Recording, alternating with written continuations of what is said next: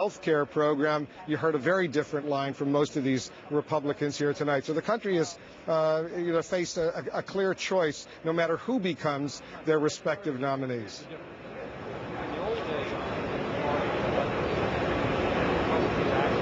Thanks, Wolf. That was Wolf Blitzer down on the floor. You know, the last New York mayor to run for president was John Lindsay more than 30 years ago. Now we have the latest, the former mayor, Rudy Giuliani. Good to see you again. Hi, Larry. How are you? See some baseball games this year, Yeah, right? I wish. Is it harder for a mayor to run for president? Yeah, I mean, mayors don't generally... It's not particularly. I mean, when you consider mayor of New York, the government of New York is the third or fourth largest in the country. It gives you the executive experience that you need to run for president. The issues that you face as president are very similar. I mean, they're much bigger. But the reality is, when you look at the other, ways in which Senate, you don't have executive responsibility there. As a mayor, you're running a massive budget, one of the largest in the country, massive workforce. I think it probably prepares you, as well as anything else that I can think of, for being president. Were you happy with tonight? I was very happy with it. I thought we had a very good debate. I didn't think it was as hostile as people thought it was going to be. And I think people got a chance to explain their viewpoints, the different views that we have on immigration, the things that I find wrong with the bill, which is, for me, the bill has to achieve our being able to figure out who's in the United States. And it doesn't do that. It provides 4 or 5 different forms of identification, no individual tamper-proof card. No, but this is an important part of it. If we have confusion about who's in the United States, then these situations like we've had in New Jersey, like the situation we had in Fort Dix with the attacks that take place, we're after September 11 now. And if this bill is going to be worth all the compromising that's necessary, it has to achieve a complete database of the people who are in this country. I think of all the candidates, you were the one attacking the Democrats the most, mentioning by name the debate of 2 nights ago. Are you running already? Well, I'm running against. I'm not running against the people on that stage. I mean, we have some. You are. Well, not really. I have some disagreements with them, but largely I hear things that I agree with. I mean, a lot of the things Senator McCain said, I agree with. Mitt Romney at least 3 or 4 times said, I agree with Mayor Giuliani. I've probably agreed with him most of the time. My disagreements are with Hillary Clinton and Barack Obama and John Edwards. John Edwards saying that the war on terror is just a bumper sticker, and not even amending that after this plot in New York was uncovered to attack Kennedy Airport. It's not a bumper sticker. It is a real war. And whatever you think about Iraq, it's bigger than Iraq. These people want to come here and kill us. But Iraq, we have to be on offense about it. We can't be in denial. I think the Democrats want to put us in reverse to the 1990s. All I heard on that stage two nights ago was to go back to the 1990s.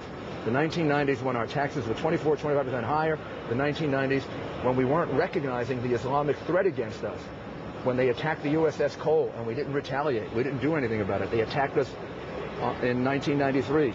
We had a criminal justice response, not a response commensurate with a terrorist threat. We only have a minute left. You will agree, Iraq is the gorilla in the room, though. Iraq is very, very important, but how you deal with it is going to say a lot about how we deal with this terrorist threat. And to give the enemy a timetable of our retreat, when in the history of war has any army ever been required to do that? And that's why I think the Democrats are in denial. Can the Yankees still win? The Yankees can still win, but I'm an optimist. That's my prescription for the country, and it's my prescription as well. Always think hopefully. Thanks, Rudy. Thanks. Hey, Rudy Giuliani. In a little while, Governor Mitt Romney, George was his father. I knew him, too. Right now, back to the floor and Anderson Cooper. Anderson?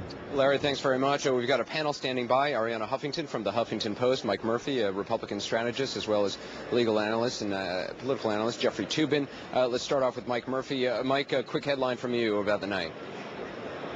Big three do well. I think McCain had the best single moment of his campaign in that question with the woman whose brother had been killed in Iraq. He admitted mistakes. He was straight and right to her on the point. No political kind of dancing to it. The President of the United States, I think, addressed it that way. He'd be in better political shape.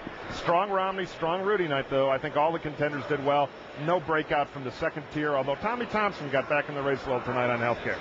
Ariana Huffington, a headline from you. Your headline for the last debate, as I remember on the HuffingtonPost.com, was 10 middle-aged white guys on the stage. What's your headline tonight? My headline tonight is that this was John McCain's night. Maybe because we're in New Hampshire, which has been such a good state for John McCain, where he won in 2000. The fire, the independence, the compassion all came out. I remember in 2000 when the Strait of Express was going throughout the state. And, his position on immigration that he expressed so eloquently tonight, contrasting with Romney and with Giuliani, could be very effective here in New Hampshire, where the independents have a plurality.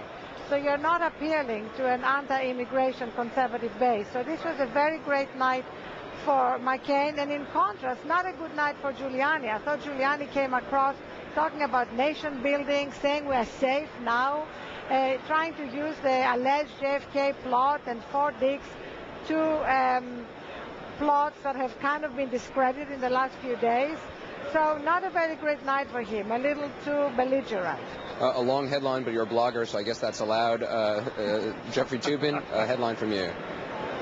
I thought the most eloquent person I heard either tonight or Sunday night was Mike Huckabee. I thought his answer about evolution and his one about what it means to be pro-life were breathtaking. I also thought John McCain